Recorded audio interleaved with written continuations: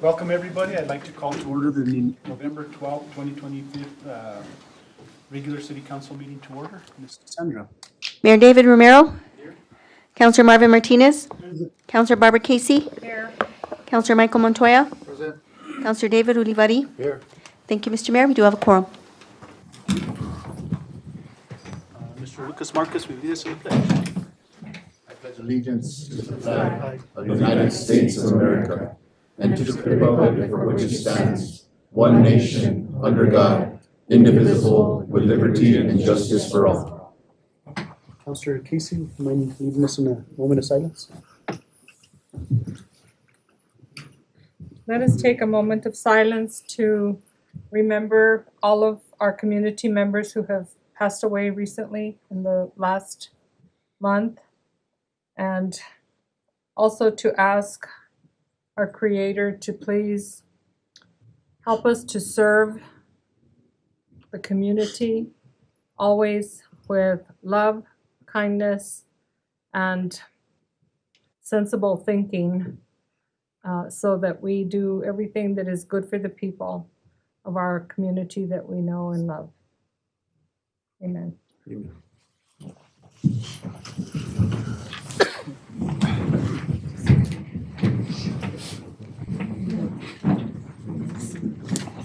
Mr. Mayor, approval of the agenda.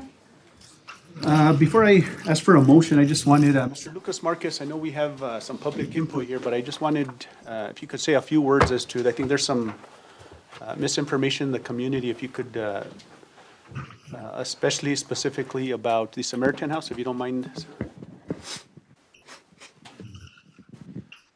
Mayor, Council, Mr. City Manager, and audience.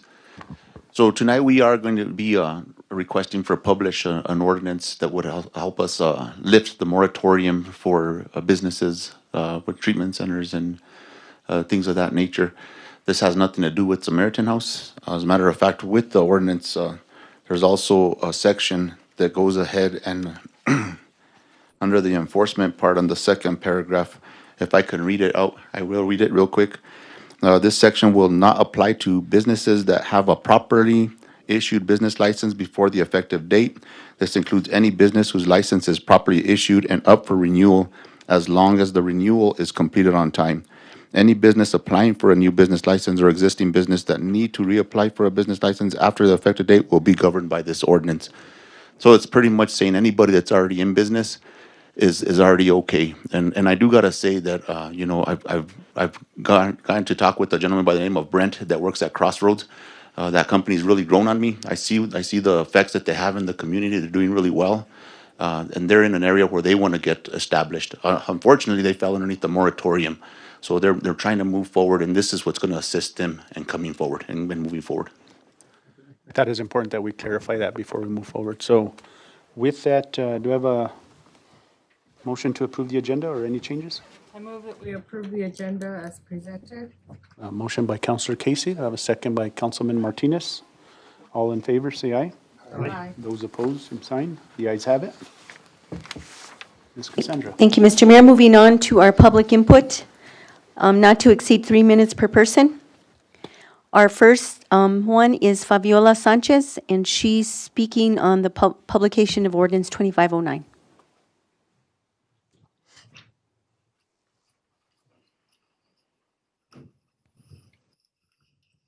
Good evening, Ms. Sanchez. Good evening, Mayor and councilors. So I'm against this proposed ordinance 2509. Our community is one of caring, helping, treating people with care and compassion. This ordinance is counterproductive to everything our community is. We need to help the most vulnerable in our society. Isn't it better that they get help to deal with their problems than to pretend they don't exist by pushing them out of sight and out of mind? I feel that that's what this ordinance will do. Our community has to loosen the regulations in our community so that we can bring in jobs and organizations that will help our community and not hurt it. While I don't think we should arbitrarily bring in jobs for the sake of bringing in jobs, but we must admit that our community, like many communities in this country, are riddled with mental and drug problems. Ignoring it or trying to push it out of sight is not the answer. We're only fooling ourselves if we think we can do that. Restricting treatment facilities, halfway houses, etc., is counterproductive. Most of these places need to house their clients. Where are they supposed to do that? Build new facilities for thousands of dollars? I've run several nonprofit organizations here in town. Most nonprofits start from the ground up and have no capital to start with, let alone thousands of dollars to build a new building outside the residential areas. They're started by kind-hearted people or organizations wanting to help, and we need more of that in our community, not less. This ordinance you will be voting on makes no sense whatsoever. Yes, many organizations can use financial help to either start or keep up the work, but it's not about money this time. The issue now is over-regulating. How can you help? Is stop over-regulating businesses and organizations so they can help those in need. I ask that you would please oppose this ordinance. This ordinance change and over-regulation in general, and instead help those organizations thrive so that we can improve our community. And I know it's stated that Samaritan House is not at issue, but there's lots of organizations, whether they're existing now or will exist in the future, that want to start up, that want to do work, and they don't have money to build new or to rent a big building somewhere. There's a lot of empty houses that can be used for this, and these organizations, most of them need to house these people. That's how they get help controlling the drug use and with their medications, things like that. And so I ask that you not over-regulate these organizations and be more compassionate for our people that need the help. Thank you. Mayor, next we have Mr. Mark Size, also speaking on publication of ordinance 2509. And also just to clarify, this is just a publication basically putting out to the community that this is under consideration. We're not adopting that here tonight. Just basically you publicize it, and then you get the next meeting after it's been publicized, there's public input, and then there's, this is where basically you're publicizing for community input at that, and that's Sure. kind of what that is about. And that's why we're heading it off right away. That's why we're talking about it today, because I understand that this could be 2 weeks before this is actually enacted.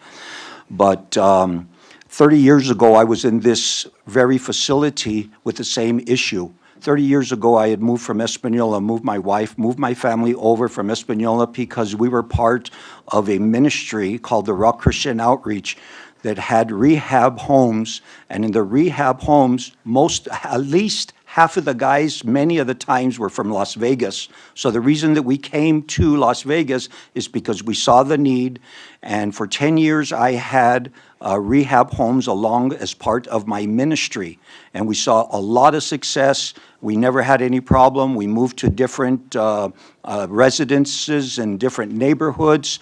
There were neighborhoods that didn't want us when we first got there, and somebody might not believe me, but there was a time that we moved from one place after we had been there for a year and a half, and the neighbors cried because we left, because we had left it better than we had found it. Part of what we did is that we collaborated with the mayor and the men's home, and we started an organization called Love Your Neighbor. Love Your Neighbor was part of helping the community, cleaning people's lots. The city would tell us when there was a red tag that might be happening to an old person's house. We would send the men over there from the men's home, from a rehab. This is not a business to me. This is a ministry to me.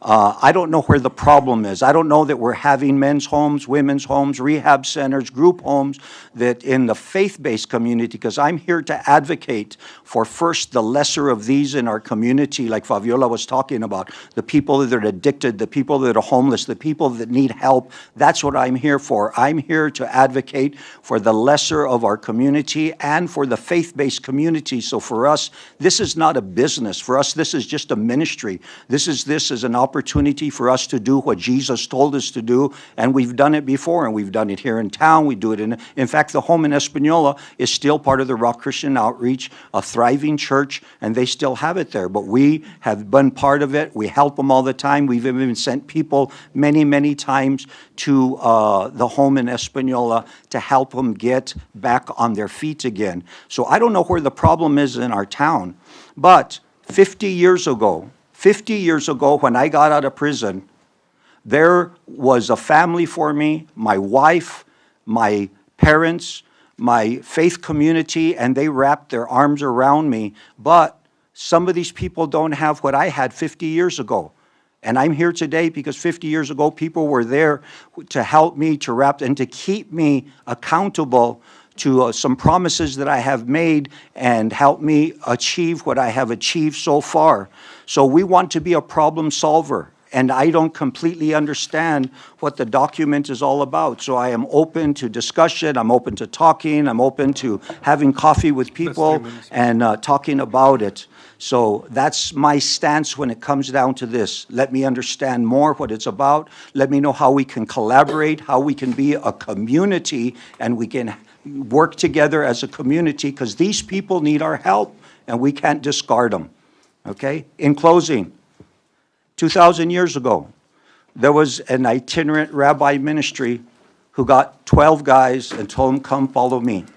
They weren't the cream of the crop in the Galilean area, and he made something out of them. And I don't think, as I read some of the parts of this ordinance, that he would be able to walk the streets of Las Vegas today, open up a place to where he could have his 12 disciples with him and accomplish what he accomplished 2,000 years ago. Just food for thought. All right? Thank you. You're welcome. Mr. Mayor, next we have Vicky Ray Snyder, also speaking on the publication of Ordinance 2509.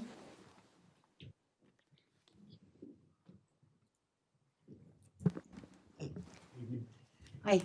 My name is Vicki Ray Snyder, and I run CareNet, the pregnancy center in town. I see families, it's not just girls, it's families that generally are in crisis. They, besides finding out that they have a pregnancy they weren't expecting, after the children are born, the relatives, I see all the people who have problems with drugs, the people who have problems with housing. I've lived here 10 years. I live in Mora County, so we lived through the fires, but I work here in town. And without having housing here, without having the resources that I need, I have to send them to other cities. When I heard this was going on, I was thinking, oh shoot, we already don't have the resources, and now we're trying to take more resources away. I would really appreciate if you didn't take resources away, where I can keep the relatives in town, help them get healed and help them stay where they've lived forever, for generations. That's all I really have to say. Thank you. Thank you, Mr. Mayor. That concludes public input. Moving on to our next item, mayor's appointments, reports, recognitions, proclamations. I have none this month. Thank you, Mr. Mayor. Moving on to our councilors' reports. Councilors? Councilor Casey. Thank you, Mr. Mayor. I just want to thank the employees of this city, because they have been so very, very helpful in addressing constituent requests that I get all the time. I had one that an elderly woman that somehow her water, they did work on her house with another company. The water was not connected, and so she didn't have any water, and they took care of that immediately. I want to thank the police chief for his fast and very professional action in some of the incidences that the city had last week. And I feel very confident that he knows exactly what needs to be done. He does it quickly, professionally, and gets assistance from other agencies such as the FBI and the state police to ensure the safety of our citizens. And I want to thank him publicly for that. Thank you, Caleb Marquez. I appreciate it very much. The other employee that I want to thank publicly is Jeff Rudolph. There was a little bit of money in the allocated money for counselors for projects in their wards. And I had approximately $88,000 and talked to him, and he immediately, I mean, like from morning to afternoon, he had already contacted a company that sells playground equipment, because I want new playground equipment at Marujo Park, which is on Railroad Avenue. Commerce Avenue. And he sent me all kinds of information, asked me to pick one.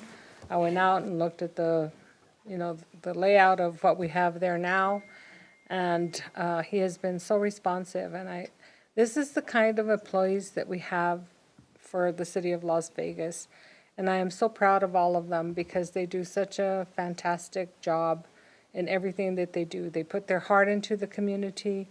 They they're very professional, they're responsive, they know what they're doing, and I think that we should consider ourselves very, very fortunate for having the wonderful employees that we have here. So I want to thank them all. They address our needs, they address the needs of the community, and that's exactly what they're supposed to be doing. So thank you again, everybody. Thank you, Mr. Mayor. Thank you, Councillor. Councillors? Martinez? Councilman Montoya? Thank you very much. First of all, I had a couple of constituents. I don't know where this project is at or not, but just a reminder, Mr. City Manager, there was a report on Pancho Padilla Park that our culverts are being exposed to our youngsters. They're using them as playgrounds, and they need to be addressed for a safety issue. On another note, I did attend an online emergency preparedness, stay safe in an era of rising threats class last week, which was very informative and educational. In today's world, as an elected official, and even as business owners, there's always threats to our positions and the way we vote or the way we don't vote. And it shows just on how to deal with them and computer-wise, how to deal with all those threats and how to protect yourself from, other activities that go wrong. We also attended a online meeting with our New Mexico EDD Secretary Black, New Mexico Highlands University President Wolf, alongside with the mayor and the city manager, in support of the Forest Management Department at New Mexico Highlands University. Something well needed after all these fires, and something well needed since 20 years ago. We also are working with incubator business development at our municipal airport and more outdoor projects. We will be having another meeting this week with staff to proceed with projects that are outdoor projects for our youth, and we have a lot of potential in our area. I also attended a candidate conversation meeting about domestic violence with the 4th Judicial District Attorney, Mr. Tom Clayton, and staff and others that were present, and our chief was actually a part of the panel, and very interesting, very informative, and this town needs more of that. Our community needs more of that in order to address the problems that we have. Thank you all for our staff for getting involved. Your message didn't go unheard over KFUN or KNMX. You guys did an awesome job. Chalk did an awesome job promoting the city, as well as other staff members, informing the public as to what the city is doing and being just transparent with them. I also want to thank staff for attending to the vandalism that took place a couple of weeks ago at Hanna Park, where some people tried to stealing the benches and did some graffiti and threw some trash, and it's a shame. This governing body has spent so much money on improving our parks for the quality of life of people and their families, And for something like this to happen, it's uncalled for. So thank you for taking a quick response to it and getting it fixed right away. Mr. City Manager, I want to thank you for doing the early release for 2 hours for our city employees a couple of weeks ago. I mean, they have worked hard. They work hard on a daily basis, despite what Facebook says. And they did deserve the 2 hours to be off. You know, that's a little token from our city manager and mayor and council in appreciation for what you do on a daily basis. Mayor and council only give direction. Our employees are the foot on the ground. Thanks to all our staff, radio talk shows, and the whole business about being transparent with our community. It wasn't like this all the time. You know, our employees have really come to an understanding, as we have, that we all work for the taxpayers of Las Vegas. They understand that every time they're on the streets, they're seen by their people that pay their salaries. And this city is coming together. It's coming together. There's a team in place, and we're moving forward. In the last 4 years, we have done many projects, too many to name. You could fill up the front page of the Optic with all the projects that we've done and all the contacts and all the money that we brought in. Our staff, the grants, and all the funding that they have applied for. And like I've always said, that funding doesn't come easy, but you got to know how to spend it right. Otherwise, you get in trouble. And our staff have learned how to spend that money wisely and get the jobs done. Our finance department, I can't say a lot for them. You know, they're awesome. I think that they set us in the right direction. They give us the right advice, and they work with all our departments. And lastly, I just want to say congratulations, Mr. Mayor, Councilor Casey, Councilor Martinez, for your successful election. And I think you've done a great job, and you'll proceed. We still have another month to go till December 31st. I'll be in this chair. I will have my closing remarks next month, Mr. Mayor, if I may. And I'm grateful to be alive. I'm grateful to be in Las Vegas, and I'm grateful to have my family and have God in my life. Thank you. Thank you, Councilman Montoya, and I just want to let everybody know this is no lame duck session. We're going to continue to work as we're not just waiting around, so and Councilman Montoya will be part of that. Councilors? Mr. Mayor, Martinez? I guess I want to say thank you to your, of course, the staff and, you know, our leadership here, our team, and thank you to Councilor Montoya. You've done a good job with things as well, and you've always made sure that you put things into perspective so that we can understand where we're going. By all means, we still have tons of projects that need to be completed, and this is just, you know, we're just scratching the surface as to what we can do. We've got so many more projects to continue with. Just Ward 4 alone, there's a lot of progress in Ward 4, and I commend a lot of these directors and the direction they've taken and what they continue to do on a daily basis. You know, we got the Crestone project that's, you know, getting worked on, and according to our director, Arnold Lopez, he mentioned that more work can be done in just that one area. So these are the kinds of things that I want to explain to the general public, that we go out on a limb to make sure that we can get more done with less. And it's so important for us to continue to do that. You know, our solid waste, our transfer station, an excellent job there. They continue to show progress on a daily basis. And I applaud all the departments, gas, water, and of course, police department and fire. So thank you guys for doing what you do and taking care of our community. Thank you, Mayor. Thank you. Councilman Livari? Thank you, Mr. Mayor, Mr. City Manager, and the staff. Thank you. The road at Rodriguez Park, I think Mr. Arnold took care of that. It's a beautiful walk through walkway. People like it. They love Rodriguez Park. It's up in the mountains. They did a very good job, very good job. It's one of the things that we gotta take care of.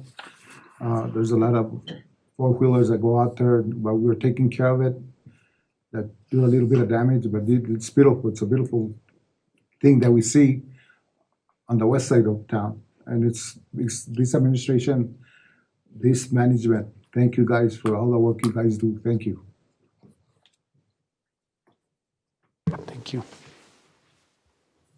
Thank you, Councilor.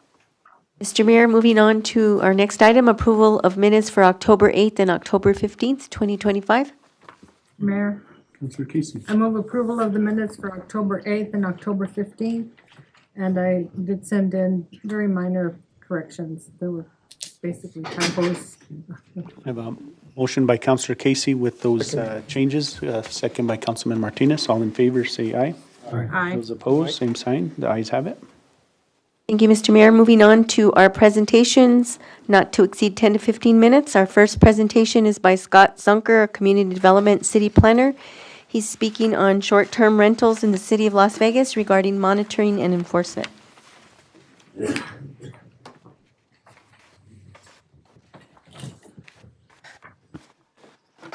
Good evening, Mayor, councilors, city staff, and citizens of Las Vegas.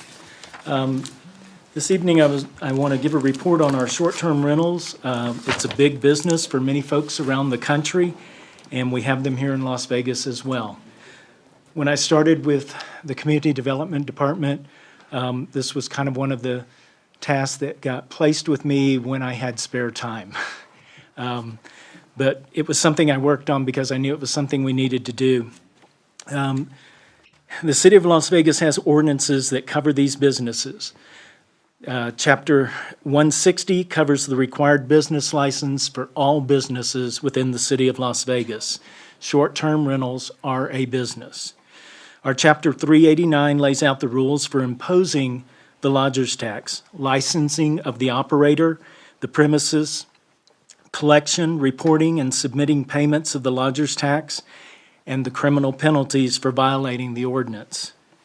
Chapter 450 lays out the rules for inspections, short-term rental permits in addition to the business license, the process to obtain a license, and the items that shall be operational and located in a rental, such as fire extinguishers, smoke detectors, notices to the neighbors, and penalties for non-compliance.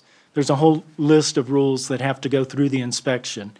And some people do not want to do that. The reason they need to have these inspections is we have people visiting our city, and we want to make sure that the places that they stay are safe.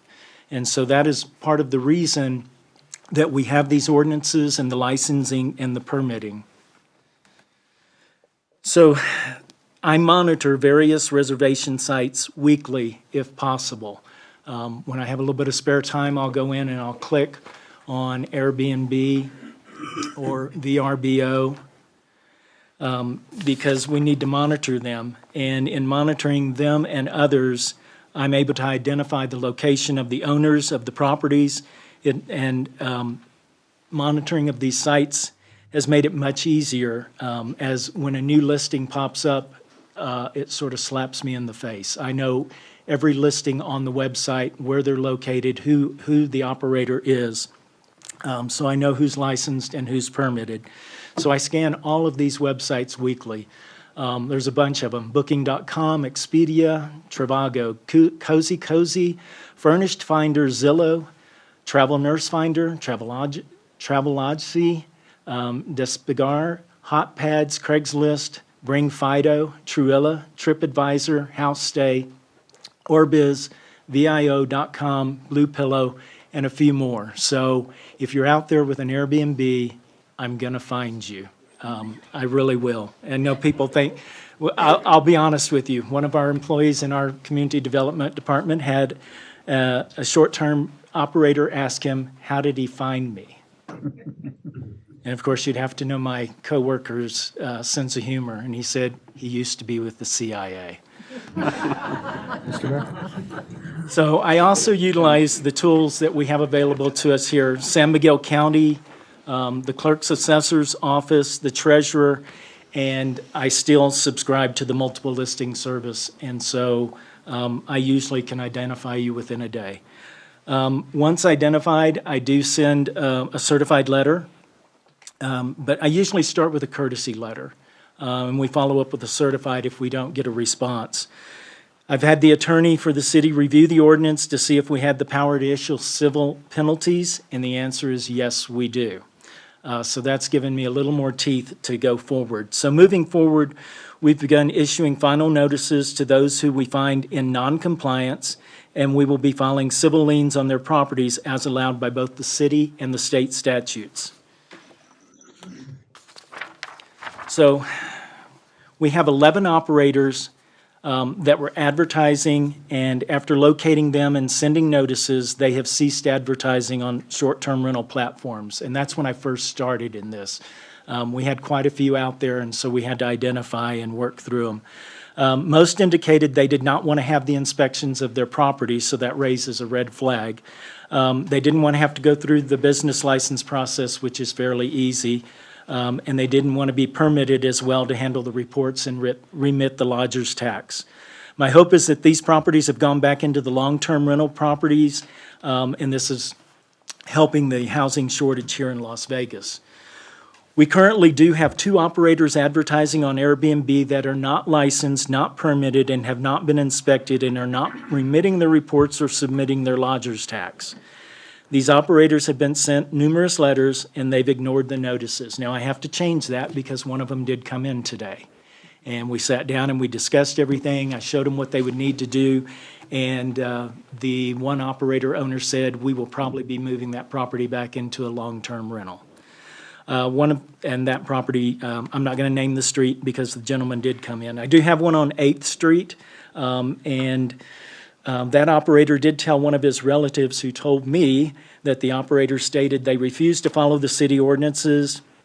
And so not only do we have city ordinances again, but we do have state statute as well to back us up. Again, the information to short-term rentals can be found in our ordinances 450 and 389, and the state statute is 2024 New Mexico Statutes, Chapter 3, Municipalities, Article 38, License and Taxing, beginning with Section 3-38-18. And again, after speaking with one of the city attorneys, we do know that we can, if they do not follow through after they've received proper notice, we can begin filing civil penalties. We did have a short-term rental that popped up on Moreno Street during the motorcycle rally. I located the owner that day, issued a certified letter of the property, and we received a call right away saying that they were removing the listing and would not be doing short-term. If they appear at any time back, we've notified them that we will issue the civil penalties unless they're properly licensed.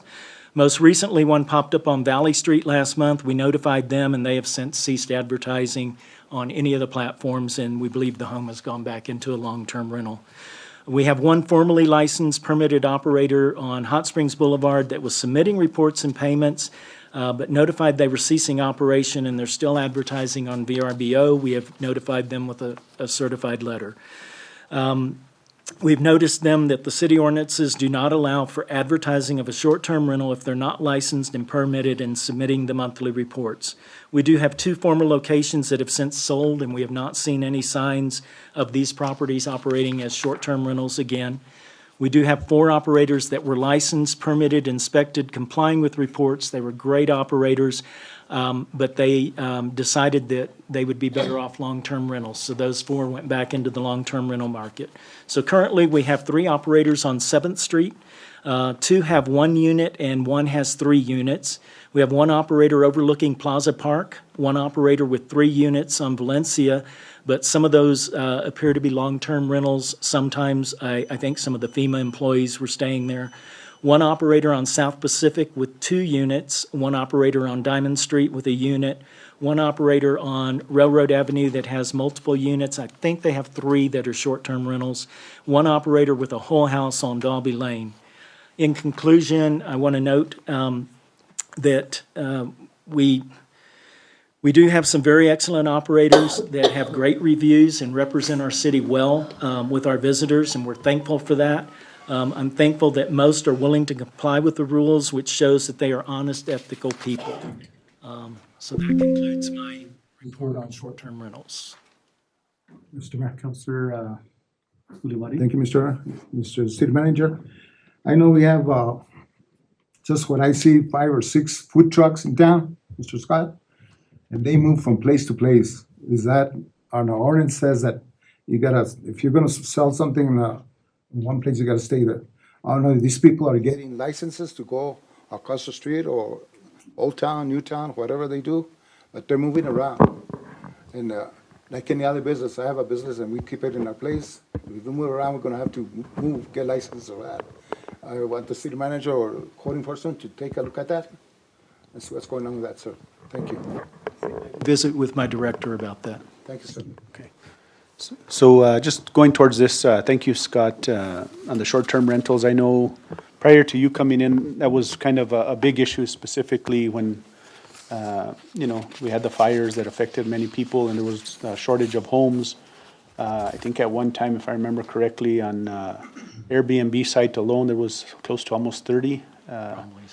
And I know at that time, I think Ms. Amanda Salas was working at the county, so we were collaborating and trying to find these individuals because it is affecting our housing shortage, and which we have no problem with the businesses, but just like any other business, you have compliance. If we have people coming in from out of town and they're staying in a home, you want to make sure that that home's going to be safe for those individuals. Specifically, if they're going to come back on the city and say, well, you allowed these guys to operate and, an accident happened, well, then there's liability on the city. So there's protection. These are, measures of protection for those individuals that are coming to our community and staying here. And at the same time, just like hotels, I mean, there's a lodger's tax they have to pay. So by them, operating without, paying their lodger's tax and doing what any other business is, then they're basically hurting this community. So thank you, Scott, for being on top of that. And I thought it was very important that you guys understand. I know other communities, we just had a mayor's caucus about a month ago, and we're not the only community dealing with this. That this is happening all over. What some communities are doing is because what you're happening is you're having operators from out of state that don't even live within the community, buying properties, fixing them up, not paying attention to them, not paying taxes, but it's affecting their housing market. So there's actually some communities that are putting a limit on how many Airbnbs in the community. So I think, just to kind of know where we're at, if it gets to that point, that might be something that maybe we might want to look at in order for these that are operating, make sure they get their businesses. And if we cap it, then, only so many and the rest of them will be out of compliance. So just food for thought on what's happening with Airbnb, not only here, but this is happening nationwide. So thank you. Councilman Montoya. Thank you very much. I use Airbnbs all the time. I like feeling like I'm at home versus a motel room. Sometimes it helps out when family grouping or groups, so forth. This issue is alarming, Mr. City Manager, and it's also a safety issue. When we came in here when I came in 4 years ago, we had a backlog of our business owners' inspections all over town. By ordinance, we're supposed to do them every year, yearly. And I think some businesses hadn't been inspected in 5 years. I think we're up to par now. We're up to date now. We caught up. They're doing them every year, as far as I know. But this is another area where they need to be put on a calendar. They need to be put on a schedule. I would hate for anything to happen to our visitors when they come visit us. I know that a lot of these places have living headquarters upstairs in businesses areas. And a lot of them don't meet the criteria because they still have wooden steps to go upstairs, and they should be metal. If there's a fire, the steps burn, There's no way coming down unless you jump out the second, third floor out of a window.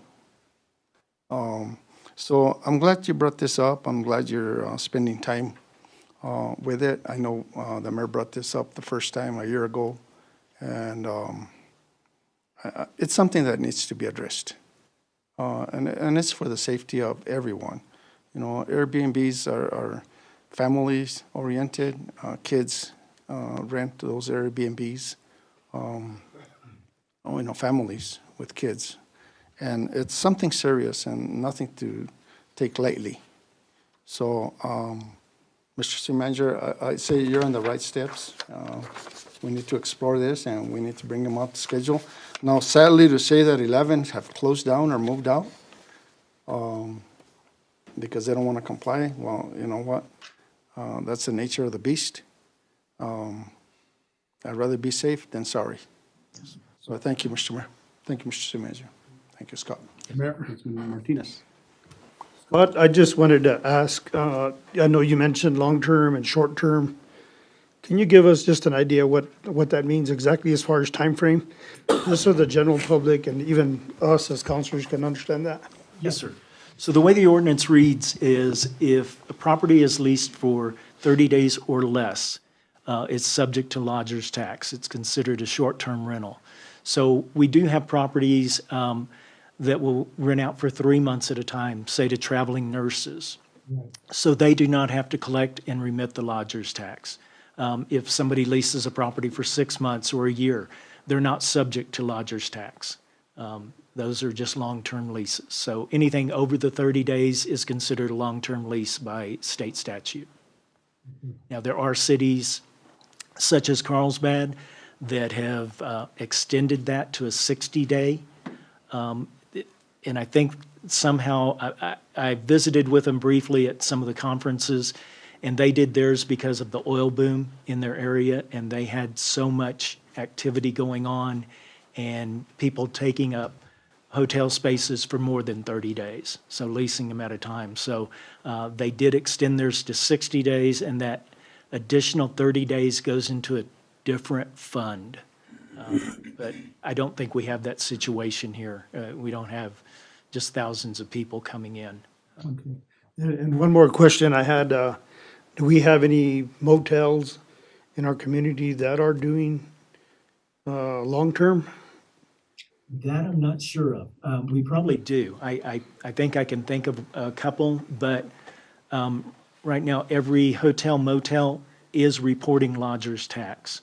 Okay. So some of them may have long-term tenants, but they also still have the short-term. Okay.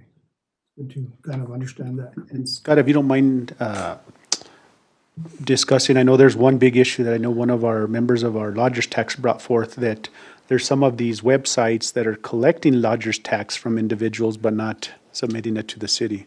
So that's something, do you mind touching up on that? So we did have one of our hotelers mention this to me a couple of weeks ago. He is stating that some of the online booking companies, instead of going straight to the hotel or the motel, using the booking services for hotels and motels, are supposedly collecting the lodger's tax. Previously, he said they remitted the lodger's tax to them when they made their payment less the commission for the reservation, but he said they have stopped doing that. So we did have staff check with the municipal league to see if any other cities had reported this. The current answer is no. So I've gone back to that hoteler and I've asked him if he will contact other hotels that are in the same franchise as his, because they do have annual group meetings. I remember he couldn't make a meeting because he had to be at one for his franchise, and ask him if he would check with them, the other franchisees in the state, and see if that was happening to them. If it was, then we felt like we could maybe begin to gather other cities. I think if Little Las Vegas goes up against this company that's not even located in the United States, we might have a real problem. But I think if we can get other cities, if this is happening, and get other cities and possibly through the Attorney General to get a class action lawsuit, But right now, we don't have any further information. I have not seen documentation that would show me that this is happening, but the person who told me I do trust. So we're going to investigate that. We're working on that now. Mayor, one other question, Scott. How do we know if any of these locations have or carry liability insurance or any kind of insurance for that matter? So on our short-term rentals, on their application for a short-term rental permit, they have to give us insurance information. Not required for long-term? No, sir. Yeah, see, like if you owned a rental property and you leased it out for a year, that really doesn't require a business license and that doesn't come through the city. Now, if you're an actual property management company, then that changes. They have to be licensed. Okay, thank you. Yes, sir. Thank you, Scott. Yes, sir. Senator? Thank you, Mr. Mayor. Moving on to our next presentation is also by our city planner, Scott Zunker, speaking on the State Historic Preservation Office request to place marker in South Pacific Park.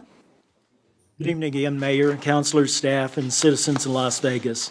The idea for this historic marker started with Bob Estes when he was still with the State Historic Preservation Office, also known as SHPO, so you'll hear us refer to it as SHPO.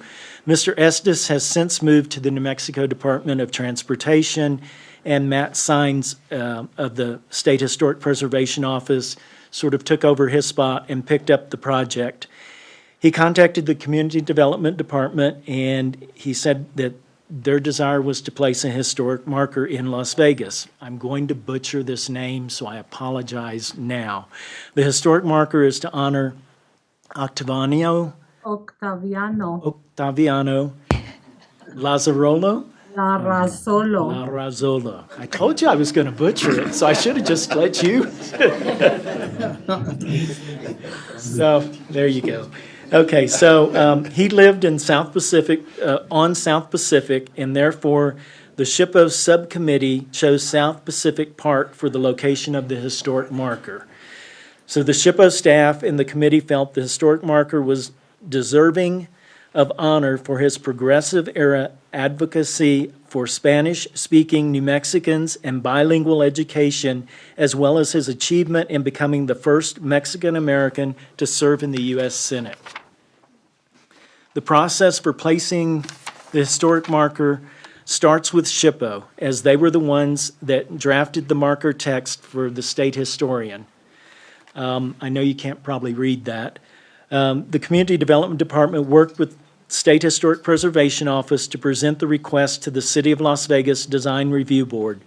This property is located within the National Historic District, and SHPO wanted the approval of the Design Review Board before they would move forward. So, like I said, you can't read it, but that is the letter that SHPO sent when we began this process. After approval, SHPO staff will present the request to the State Cultural Properties Review Committee, which then approves the text.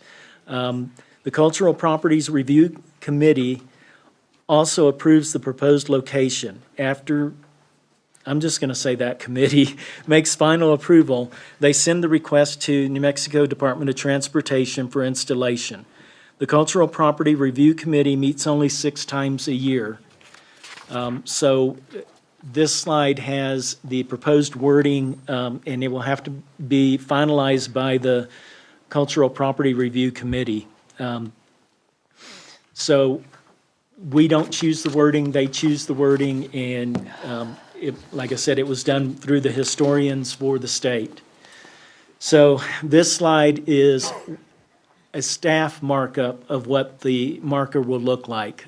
We don't have any final markup from the state, but what we did is we took a historic marker and we just kind of made our words fit on it so that you would have an idea of what it looks like. So the City of Las Vegas Design Review Board approved the request on October 20th of 2025 at a regular meeting of the board. I issued a letter to SHPO as the results of the City of Las Vegas Design Review Board's approval. The State Cultural Properties Review Committee will meet again in December. Once they approve the final wording and the location, then the request will go to New Mexico Department of Transportation, and I was told that it usually takes a few months after it gets there. Again, this is a city staff mock-up of what the marker might look like once approved. We have asked SHPO to keep us informed on the progress of the historic marker, including when the installation would be, once they know. Thank you.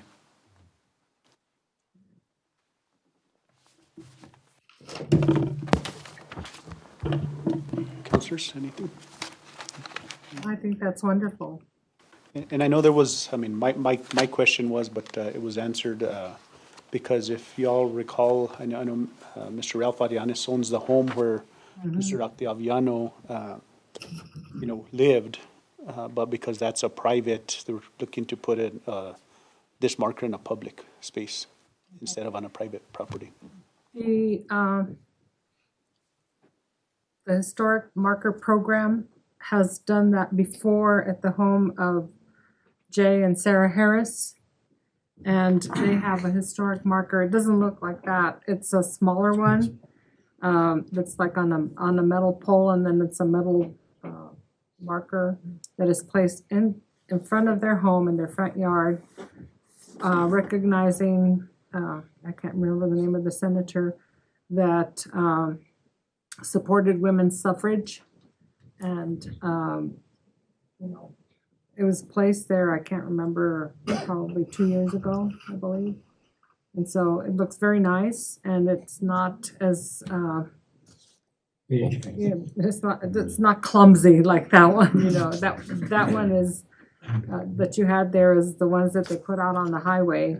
The ones that they put on a residence are much smaller, but they're still very, very nice. Right, and it was their decision. They did not want to approach the residents, so that came from SHPO. Yeah, that's fine, yeah. Councilman. Mr. Manager, I think that it's only proper that you review the MOU with West Las Vegas on the South Pacific Park to see if what is allowed and what is not allowed. To my understanding, we have a 99-year MOU with West Las Vegas, and the mayor brought that to my attention on his research. But to see what we can and cannot be placing in that park, just so that we won't go overboard or won't overstep our boundaries. And I don't know when the 99 years are up or not, but. We still have like 75 years, right? Yeah. I don't know exactly what that MOU reads, but just research it and see if what's acceptable and what's not. Thank you, Mr. Mayor. Thank you. Councilman Ulibarri. Thank you, Scott. It was good presentations. South Pacific Park is in my area, and it does mean a lot to me. And something like that we're doing is something for our public, something for our kids, something for the whole area. Yes. It's dead. I know that Mr.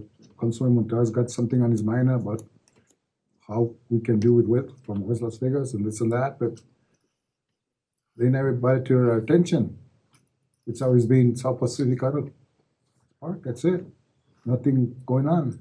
Now that we're doing something, it's bringing life up. It's like Rodriguez, the same thing. You're doing a good job. Thank you for the words. Thank you, sir. Thank you. And we'll check on that, Councilman. Just a note, Mr. Mayor, I did go to school there, grade school. That's how old I am. But anyway, Mr. Patron was our principal at that time, Joe Patron. It goes way back then, but yeah, thank you. Councilor Casey, I think this is important because this is part of our history and our culture. But I know you know a lot more history with the home itself and Mr. Arianes' home. Do you mind saying a few things on that? I think it's important that we. I don't really know that much, but thank you for for throwing me under the bus like Councilor Martinez says. No, I can't remember. I don't remember. I know that one of New Mexico's governors was living there, very close to the park. And their home is still there, and the Arellanes still, come and stay there because the inside of the house is absolutely beautiful. They're still working on the outside, but the inside, I think they posted pictures on Facebook last year after they finished part of the renovation. And it's just a absolutely beautiful home. And maybe after we do this, the marker on Octaviano Larrazolo, maybe we can suggest to the historic marker program people to do something to place a historic marker on that home also, because it really deserves it. And I think people need to recognize the connection that Las Vegas and New Mexico has to Mexico and Spain, and how everything kind of fell into place with the Gadsden Purchase and the Tratado de Guadalupe Hidalgo. All of those things, those treaties created the culture and brought in the people that are here. And so I think that's very important for us to promote as a city, not only for our own edification and knowledge of where we came from, how this community was built up, and what happened in 1835 and 1848 with the Gadsden Purchase. I think all of those things kind of fall into place and express in a very real manner how Las Vegas and New Mexico came to be the state that we are. And so I think whatever we can do to promote those types of things is very important, not only for us as citizens here, but for our children and grandchildren and those that are coming in the future. And so I think that we need to keep our culture, our how we got here alive. People need to know that. So, thank you, Mr. Mayor. And I'll add to that, just because, when all this was coming out, I did speak to Mr. Arianes. So not only was he a senator, but he was also one of the governors at the time. And he was very instrumental in New Mexico's Constitution in 1910, where he wrote into the Constitution that English and Spanish shall be treated with perfect equality. So there's a lot of history within that certain individual in the home. So I agree with you, Counselor, if we could, do more to that. I mean, this brought up, some history that I think we had sometimes take for granted. So, Councilman? Yeah, thank you, Mr. Mayor. And to add to that, there used to be a sign, I don't know what happened to it, but back in the days, South Pacific Avenue was El Camino Rael. And that was before interstate, that was used as I-25. That was the first road in New Mexico that went across the nation. And I think that ought to be coming back too. I mean, that we ought to take the history and the people that traveled it and so forth. That's monumental itself also, Camino Rael. Thank you, Mr. Mayor. Can I just add one thing? I think that this is something that is, it's really something that Las Vegans and people who live here can be really proud of. And I just want to mention that New Mexico is the only state in the nation that has a constitution that accepts both English and Spanish as the state official languages. And the only other state that does anything like that is Louisiana, but their languages are English and French.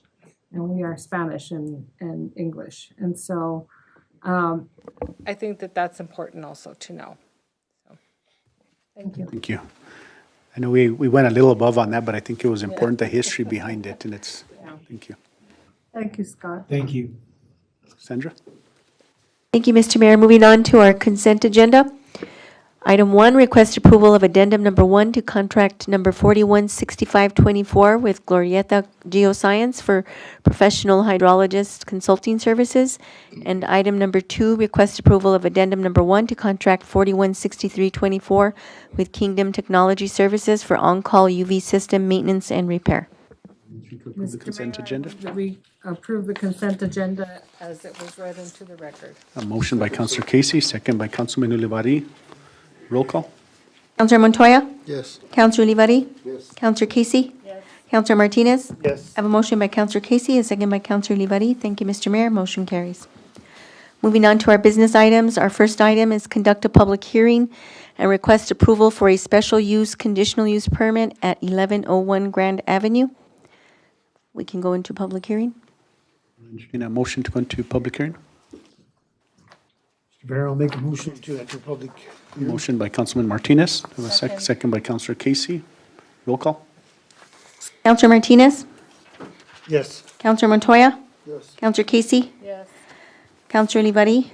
I have a motion by Counselor Martinez, a second by Counselor Casey. Thank you, Mr. Mayor. Motion carries. Those of you that are in the audience that wish to speak, can you come forward and I'll swear you in? If you'll both raise your right hand. Under the penalties of perjury, do you swear that your testimony this evening is the whole truth and nothing but the truth? Yes, I do. Thank you. Welcome. Welcome, Mr. Serna. How are you? Thank you, Mayor Council. This is Mr. Vernel Serna. Want to make sure that I go ahead and let you guys know a little bit of history and the background of the area. He owns the Knight's Rest.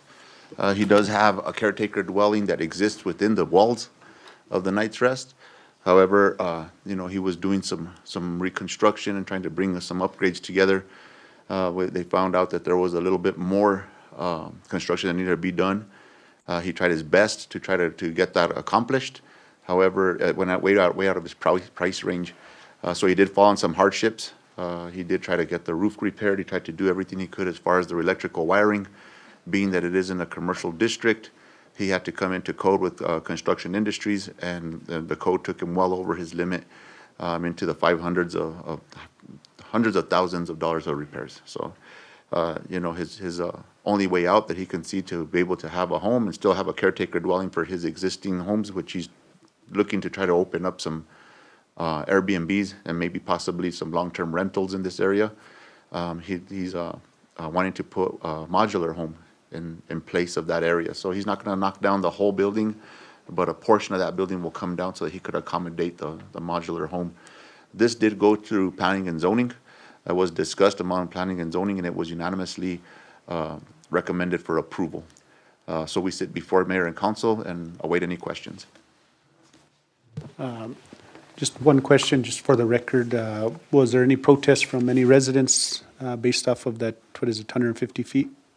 So we did do our due diligence and posting on the property. We went ahead and did the 100 footers that is required by ordinance. We had nobody oppose. So Mr. Sena is here again requesting approval from his council to go ahead and put a caretaker dwelling in there, which is allowed through his ordinance. Any questions? Can you I'm kind of ignorant on what a modular home is? A modular home is a little different than a double-wide manufactured home. They're more house looking, so his facade's not going to be far off from the building that he has already in existence. I mean, it's not going to, you're going to notice it, but it's not going to be far off right now. So that's pretty much the difference, and it's a differently built home with for 2 by 6s, I think, and different types of things. More home than mobile home. Okay, that's what I wanted to make sure of. Okay, thank you very much. Councilman Montoya. Yeah, how many people reside there at the present time? There's 3 of us, myself, my wife, and my daughter. Okay. And is this going to be a time frame on this, or is that permanent, or? I plan to make it permanent, yes. And how does the ordinance or the zoning go into that? So the ordinance does say that a caretaker dwelling is allowed on the premises as long as the person that owns the property lives within it, or a person that he leases it to can live inside there as well. But he intends on living there, him and his family, for the rest of their lives. And when those other buildings are gonna be Airbnbs, does that change the zone for that property, or they come back for rezoning, or what? No, sir, they'll remain the same zone. The only thing that's gonna be changing is he already has a caretaker dwelling in the residence and or in that structure, but that section of that caretaker dwelling will be removed so that he could place the modular home in its place. So it'll be the same setup, but just a different caretaker dwelling.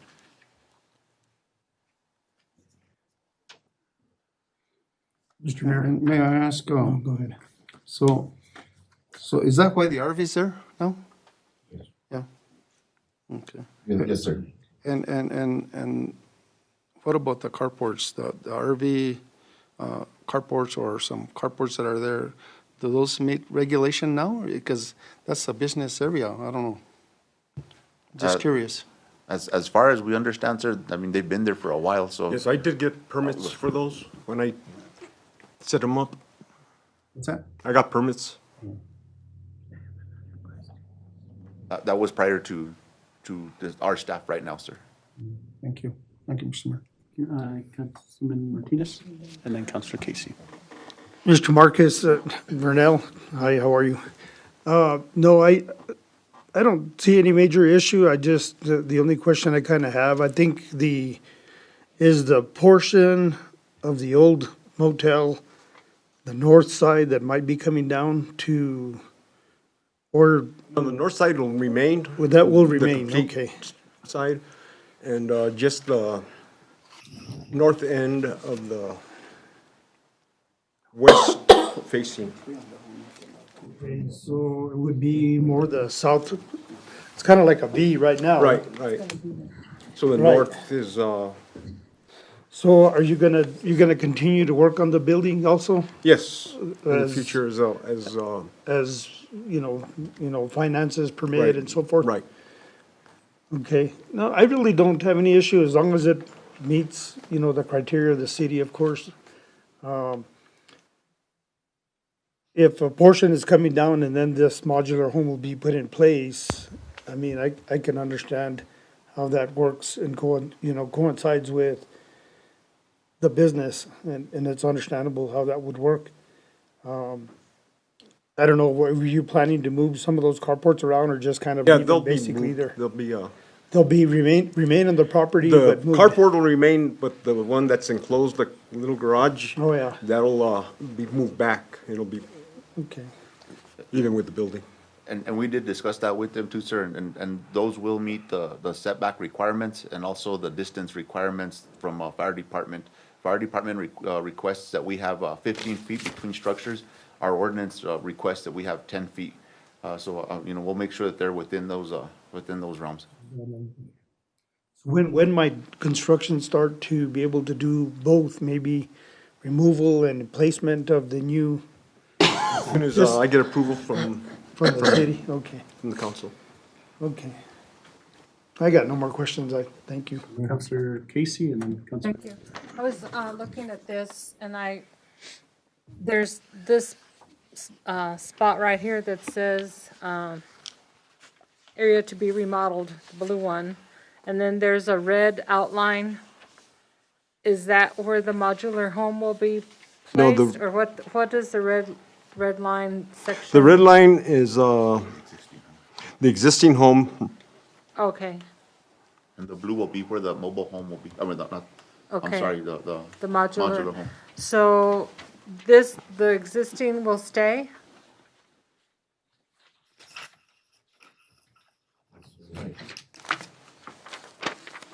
This will remain, Huh, and right here, this will remain. okay, And the unit will go right here. okay. Kind of a So- center section. So that whole thing will be the modular home? Yes. Okay, great. And I really like the setup for the modular home.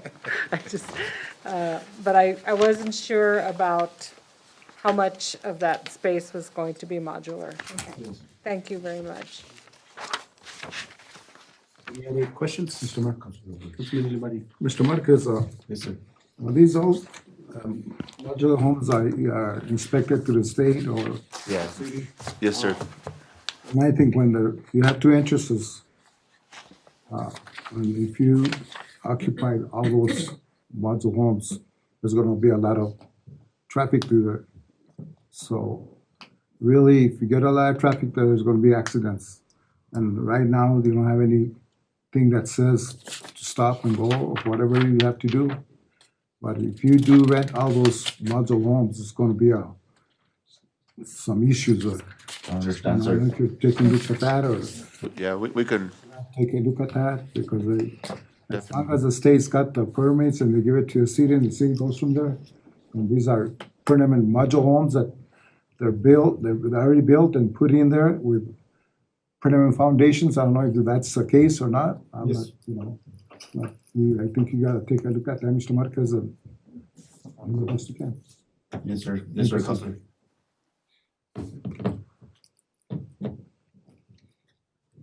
All right, entertain a motion to go into regular session. Here, I will entertain a motion to go back into regular session. Motion by Councilman Martinez, second by Councilman Montoya. Roll call. Counselor Casey? Yes. Counselor Olivari? Counselor Montoya? Yes. Counselor Martinez? Yes. I have a motion by Counselor Martinez, a second by Counselor Montoya. Thank you, Mr. Mayor. Motion carries. What's the pleasure of the council? Mr. Mayor, I move that we approve the request for the special use permit for the modular home. Motion by Councilor Casey. Do I have a second? Second by Councilman Martinez. Roll call. Counselor Montoya? Yes. Counselor Martinez? Yes. Counselor Casey? Yes. Counselor Olivari? Yes. I have a motion by Counselor Casey, a second by Counselor Martinez. Thank you, Mr. Mayor. Motion carries. Thank you. Thanks, Bruno. Moving on to our next item, request approval to publish ordinance number 2509 to amend the municipal code of the City of Las Vegas, Chapter 450 thereof entitled zoning, to add a new section to provide for zoning regulations and exemptions. We have our Community Development Director, Mr. Lucas Marquez. Ms. Cassandra, just real quick, could you, just for the records, how it's published, how long, and then what's the next step after it's published? Certainly, Mr. Mayor. So the process to publish is we bring it to mayor and council, ask permission to publish. Once it's approved to publish, we publish it for 2 weeks. And then it's brought back to the council for adoption. And during that adoption, or approval of the adoption, there's a public hearing at that time. So we invite those who want to speak to come forward at that time. Thank you. So then it won't be on the agenda until December. December. Okay. So, Mr. Marcus, I guess, based off of what you heard today, and I know, we'll right now we're requesting publication. Would you be able to maybe sit down with these individuals, the few individuals that came up before that had some concerns? Had you met with them prior or no? I haven't met with them, no, sir. Okay, so And I don't have an issue meeting with them at all. Again, I want to mimic what they're saying. We don't want to hinder businesses from coming in here. Like I said, I've been working closely with Crossroads, and the gentleman's name is Brent. He's really explained his business to me, the company, the way it runs. I've gone out to the public to see how it's functioning. I know they're anxious to get into a building on the corner of 6th and University. And I'm trying to get this processed so I can open up the doors for them. The city's never had any type of ordinances or legislation for this type of business. So they were winding up, in areas that wasn't so much to benefit them inside residential areas. And I want to make sure I lead them in the direction where they can best function and be more high visibilities. Of course, there has to be some kind of regulations. So I want to keep these businesses away from liquor stores and from daycare centers and college campuses and stuff like that. I want to make sure that they're functioning to the best of their ability in the areas that they're gonna succeed in. Again, I spoke with Brent. I think they're running a wonderful program. I see that clearly now. So I want to make sure that I assist them in trying to get to where they want to get to.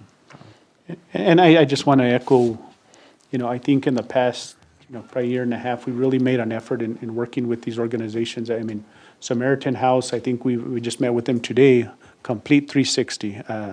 The partnership that we've developed there is really turned around. We made, to me, a miracle happened within one individual, and we just got an update on how that individual, a lot of positive things. So, for, the word out there that, we're not wanting to help our residents is totally not true. But I'll leave it at that. And councilors, I don't know if you guys have any questions, or Councilor Casey? Thank you, Mr. Mayor. I think some of the language that is in this proposed ordinance may be causing confusion, and I refer to the first page at the bottom, 450, 158. It says, "The establishment of treatment facilities, halfway houses, and group homes in any residential zoning district is generally prohibited."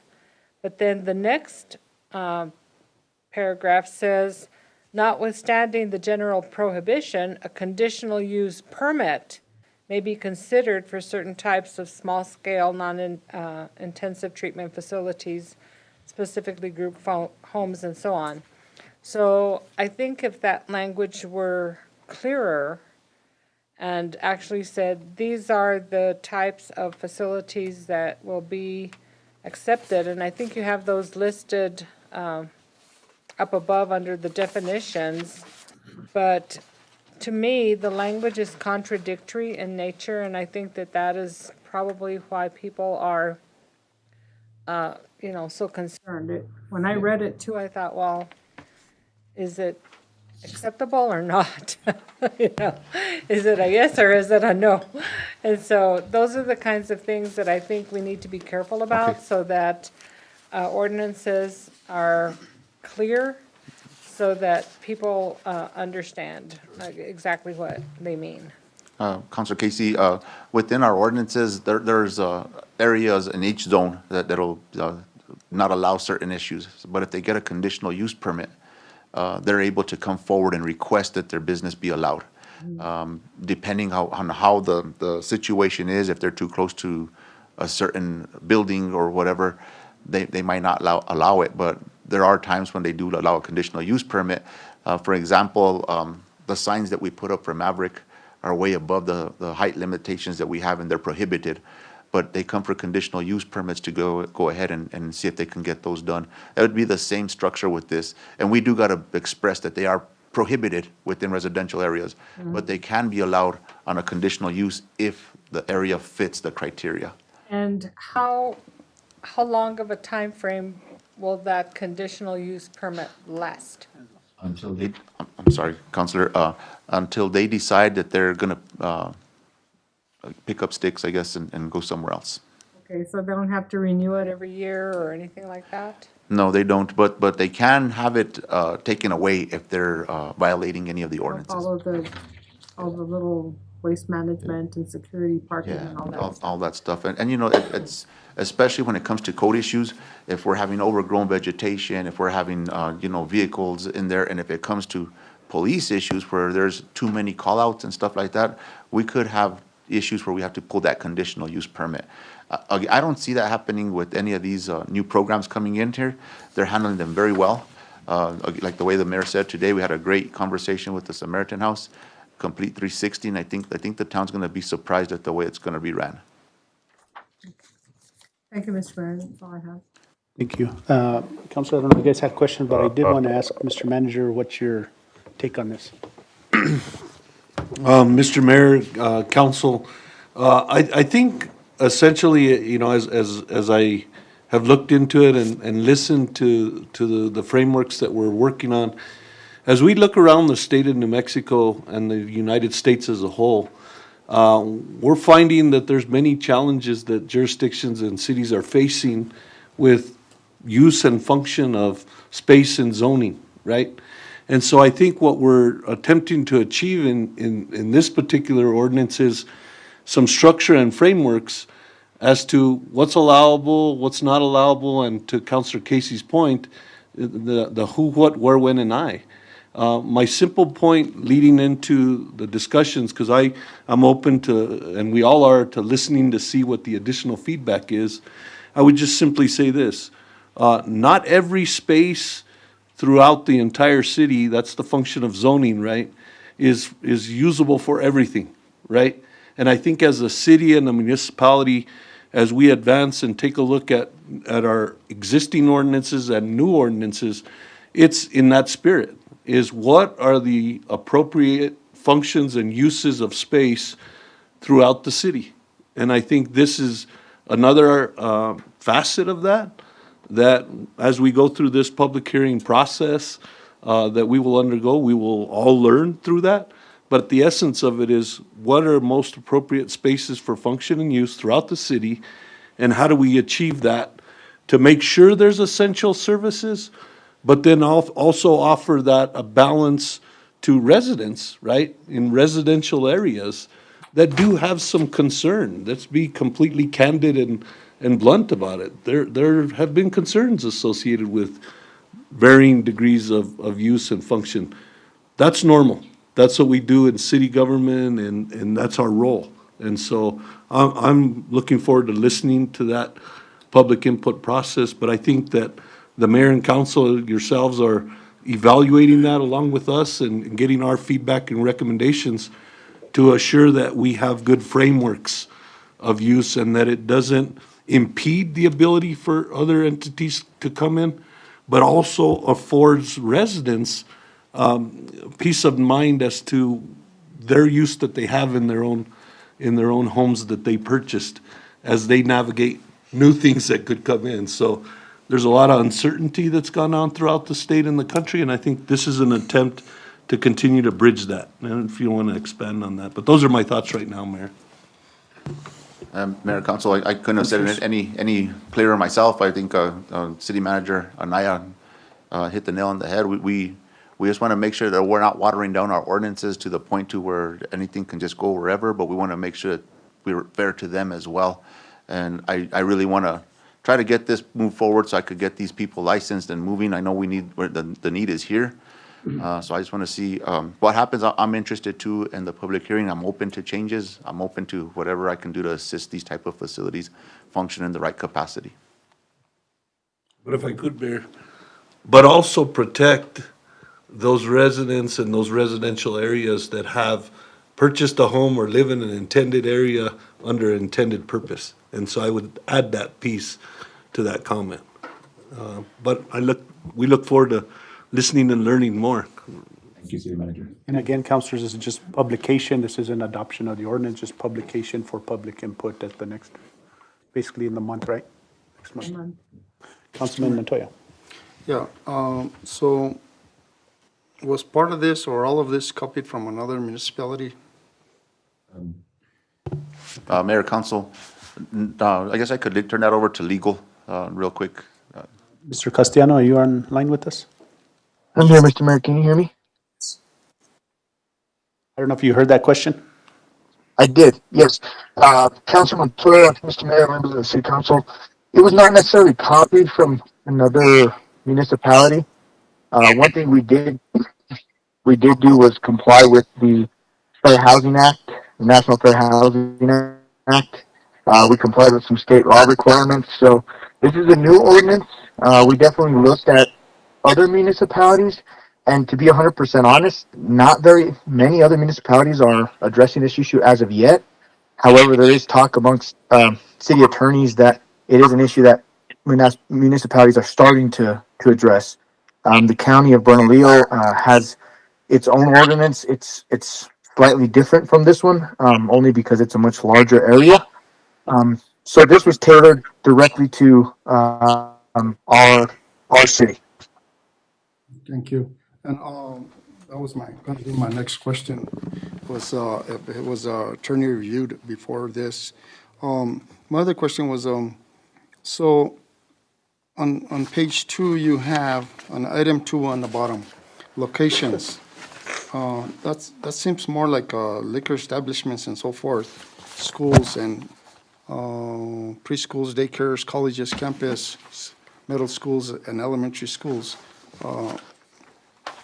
So it's okay to build one or open one next to a church? Yeah, we didn't want to include churches, sir, because we had a meeting prior to that, the churches didn't care if they were by them. Okay. Yeah. And I think as Pastor Seiss had mentioned, some of the, the faith-based ministries, I mean, you can't really tie the church to that, so that's why that was left out. Because some of them, their ministry is part of the addressing the homelessness issue. So that was left out. And again, I think I'll echo what the mayor said. This is for publication only. I hope that from here it goes to be transparent as much as possible, have meetings with organizations and with business community and so forth before it ever comes back to mayor and council for corrections or so forth. Once those corrections come to us, that doesn't mean that we'll pass it or we'll deny it, but we'll take into consideration. This is something that you gotta really work at it, like the city manager said, real carefully and make sure that we're not discriminating against anyone, business, community, mental people, hospitals, nurses, doctors, and so forth. It's real sensitive. So we need to get everybody's input on it. We really do. Thank you, Mr. Mayor. Councilors? Mayor? Councilman Martinez. I guess what I would probably do as well, or probably back you up on this, would be, conversations between our community development director and those individuals that have questions in reference to this. I think it's good to have that line of communication and transparency, number one. But like, Councilor Montoya mentioned, it's a sensitive area, but it's also sensitive to the residents in those areas. So we have to take all of that into consideration. I'm a city councilor for Ward 4, and I've gotten the calls, and so has the mayor in reference to the Ward 4 area, which was, the Samaritan House. And I know that things have improved, but sometimes they don't improve quickly, and we land up with a lot of calls, and how can we address? I want to make sure that our community moves forward, that we accept what we need to accept, and we bring in the businesses that are required to provide the services for our community. That's a real important fact, but we got to do it diligently and make sure that we also consider those people that live in those areas. So again, it's a sensitive area, but it's important for all of us as councilors. I mean, it doesn't matter who it is.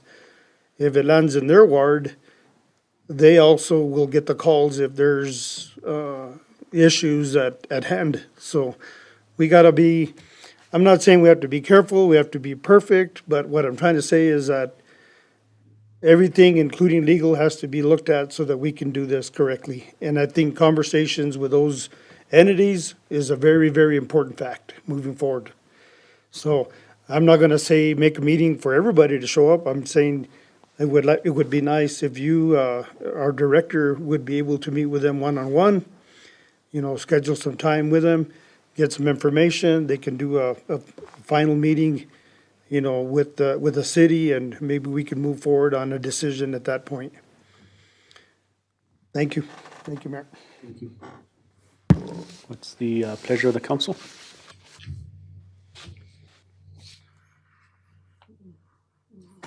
Mayor. Councilman Montoya. I'll make a request to approve, to publish ordinance number 25-09 to amend the municipal code of the city of Las Vegas, chapter 450, therefore entitling zoning, and to add a new section entitled treatment facilities, group homes, halfway homes, to provide for zoning, regulation, and exemption, with plenty of public meetings for input. Thank you, Mr. Mayor. Thank you. A motion by Councilman Montoya, second by Councilman Martinez. Roll call. Counselor Martinez? Yes. Counselor Casey? Yes. Counselor Montoya? Yes. Counselor Olivari? Yes. Have a motion by Counselor Montoya, second by Counselor Martinez. Thank you, Mr. Mayor. Motion carries. Thank you. Moving on to our next item. Request approval to award request for proposal number 2026-03 for hazardous material cleanup and removal services to Hakuna Services Incorporated, doing business as Dimension in Northeastern Construction, and enter into contract. We have our Water Director, Mr. Travis Martinez. Mayor, Council, before we get started, I just want to introduce you guys to George Sena. He's the new utility technical assistant. He'll be assisting me in all the stuff I got to take care of, so we got some more help. Just want to introduce for a new face. Welcome aboard. Welcome aboard, yeah. Thank you. So this is just a contract that we've had before. The 4 years have already been up, and this is just a renewal. It's went through the process already, and I have them open for any questions. Councilors, it's a pleasure. Mr. Mayor, I move that we approve the addendum number 1 to contract 416324 with Kingdom Technology Services for on-call UV system maintenance and repair. Second, Mr. Mayor. We're on number 3, right? Yes. Or two, no, three. Well, there's, No, there's only 2. Oh, I'm sorry, yeah. Okay, so it's, I read the wrong one. Yeah. Okay, duh. Sorry about that. I was looking at the Yeah, wrong three. sheet of paper there. Okay, I'll amend my motion to request approval to award RFP 2026-03 for hazardous material cleanup and removal services to Hakuna Services, doing business as Dimension in Northeastern Construction, and enter into a contract. Motion by Councilor Casey, second by Councilman Ulibarri. Roll call. Mr. Mayor, question. Councilman Montoya. So, Mr. Martinez, where's this contract gonna start at? If awarded tonight? What's the plan? So this is a citywide contract for abatements, asbestos, lead, hazardous materials. We did, in the past, utilize them for water treatment, for removal of the chemicals up there when we need to dispose of them.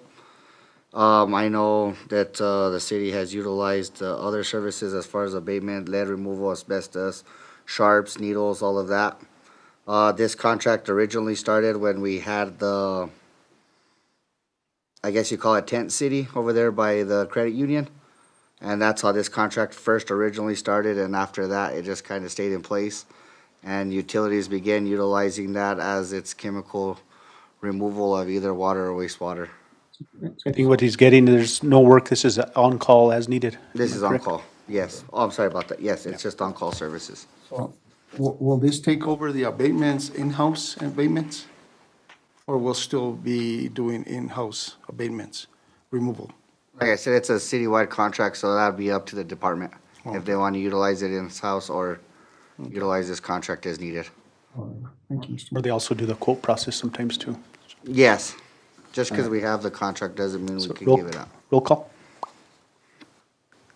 Counselor Casey? Yes. Counselor Olivari? Counselor Montoya? Yes. Counselor Martinez? Yes. Have a motion by Counselor Casey, a second by Counselor Olivari. Thank you, Mr. Mayor. Motion carries. Thank you. Thank you. Welcome, George. Moving on to our next item, number 4, discussion of the natural gas rate decrease. We have our gas director, Mr. David Marcus.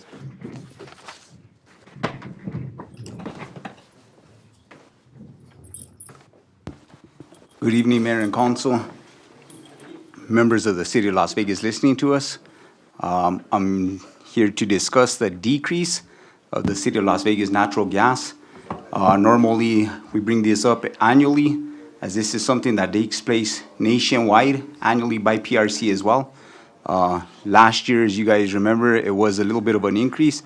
This year, I'm pleased to announce that it is a slight decrease. So per MCF on our bills, it's going to be 16 cents cheaper than last year's bill. So I just want to throw that out. I did include the letter in the package as well also, and I stand for questions. So I guess the only question I have is how do we get this word out to the public? So right now, this is assisting us in getting the word out.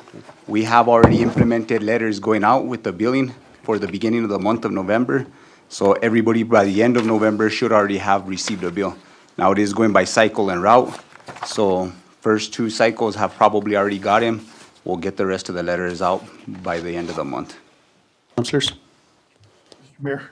Councilman Martinez. Mr. Marquez, what's the time frame of the decrease? Do you know, like, I mean, is it considered an annual decrease between now and next contract? Well, give me more of an insight, just so that. So every the general- annual year, every October, we receive a letter, and normally we receive the letter mid-October to the end of October. We did receive it at the end of October this year, and every year we get our letter through ZIA, which like I did mention before, it is regulated by PRC. So whether it is an increase or decrease, it just happens annually. So sometimes it can stay the same. There has been years in the past where it has been the same, but it does take place annually. Okay, no, good, any decrease is important for our community, I know it is, that's something that's in today's world not evident anywhere, you know what I mean? You go to the grocery store and everything's not decreased by 16 cents. It's nice to know that there's a decrease. Definitely. On the other side of the whole coin, and I know it has nothing to do with the decrease, I commend any decrease that we give our community.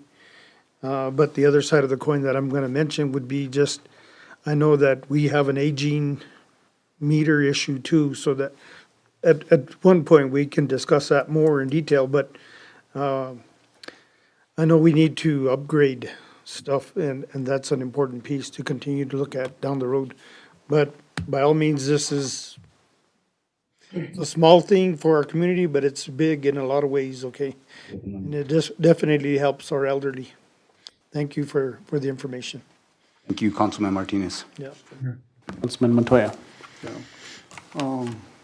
Thank you, Mr. Marquez.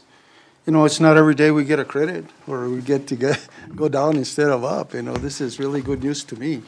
I guess at the end of the day, it'll impact our budget by what, 800,000 per year? Around there, yes, sir. Yeah.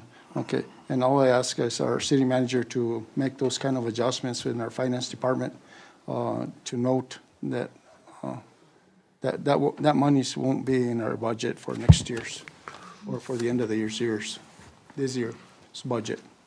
You know, I've been here 9 years now, and a lot of times, unfortunately, we don't own the gas system. ZIA does, and this is just on the gas itself, on natural gas. It's not on the transportation of it. But, you know, it's really nice of them that, I don't know what happened, or if apparently they're getting their gas for a lot cheaper price. Otherwise, they wouldn't do it. But anyway, this is good news for our community. Maybe we'll have a better Christmas.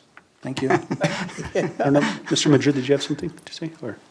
Yes, Mayor and Council, to address that concern, yes, we will see a drop in our revenues. We also see a correlation, a drop in the expenses too. The cost of gas is tied to what we charge the customers. So if they both rise, they both rise. If they both fall, they both fall. So there's minimal to zero impact on our budget. Unless it's like gas prices, the regular gas prices, they'll use more because it's cheaper. Councilman Ulibarri.